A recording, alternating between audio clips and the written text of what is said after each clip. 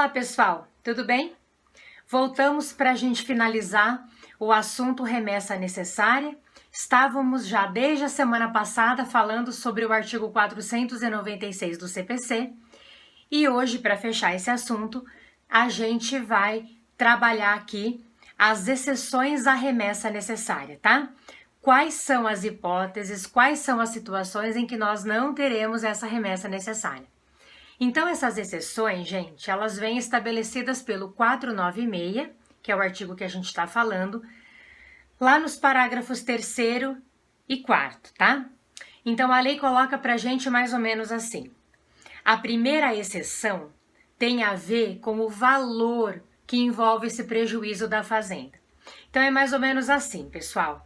Se esse valor não for um valor tão elevado assim, é como se a fazenda assumisse essa situação, né? Então tá bom, se o valor não é tão elevado, ok, não precisa haver a conferência, não precisaria haver o encaminhamento do processo ao tribunal, tá ok com relação a ela, né?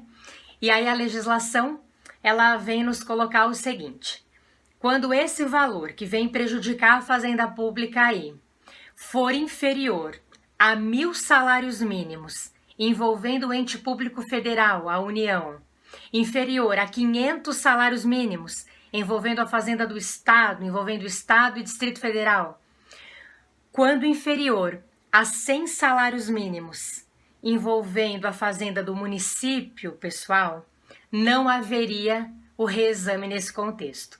Lembrar que há uma peculiaridade aí, porque a lei coloca valor inferior a 1.000 salários mínimos ente federal, 500 salários estados e Distrito Federal e inferior a 100 salários mínimos no tocante aos municípios. Só um detalhe, gente, se esse município for capital de estado, ele não entra no patamar dos 100 salários mínimos, ele vai entrar no patamar dos 500 salários mínimos, que é a situação estabelecida ali pelo parágrafo 3º, tá bom? Então, vamos recapitular. Valor que prejudica a fazenda pública, envolvendo ente federal, né? Se esse valor for inferior a 1.000 salários mínimos, envolvendo o ente federal, 500 salários mínimos, envolvendo estados e Distrito Federal, e 100 salários mínimos, envolvendo os municípios, a menos que o município seja capital de estado, que aí ele se enquadra no patamar dos 500 salários mínimos, não haverá reexame nesse contexto, beleza?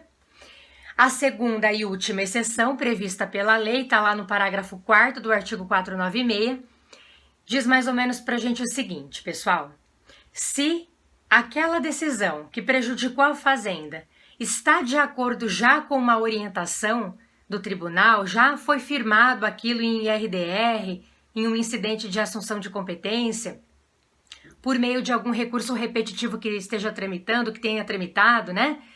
De repente a gente já tem aquele entendimento definido por meio de uma súmula, enfim.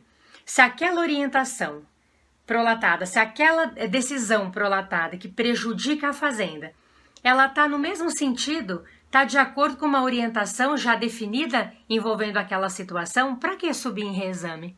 É aquilo, né? Mesmo que subir, o tribunal vai confirmar, vai concordar com aquela situação, porque na verdade elas estão em conformidade nesse contexto. Então, bobagem subir o processo em reexame nesse sentido.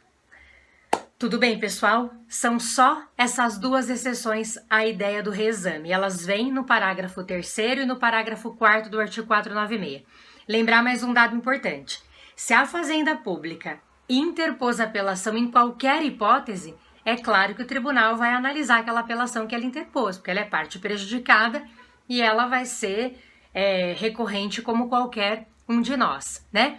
Então, mesmo nessas exceções, se de fato a fazenda apelou, aí o tribunal vai processar a apelação regularmente, porque houve um recurso interposto como qualquer um, não importa que ele tenha sido manejado pela fazenda nesse contexto.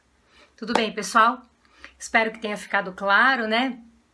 É um assunto que a gente precisa prestar um pouco atenção. Quem está fazendo prova da ordem, presta mais atenção também, porque tem caído em prova. Então, bora lá estudar o 496, que é um artigo bem relevante, tudo bem? Muito obrigada.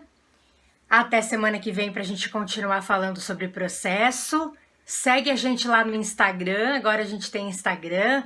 Acompanha a gente também lá no Twitter. Nós temos uma página no Facebook. Faça inscrição em nosso canal para que você possa receber sempre os informativos, né, os informes, as notificações ali com relação ao nosso canal, gente.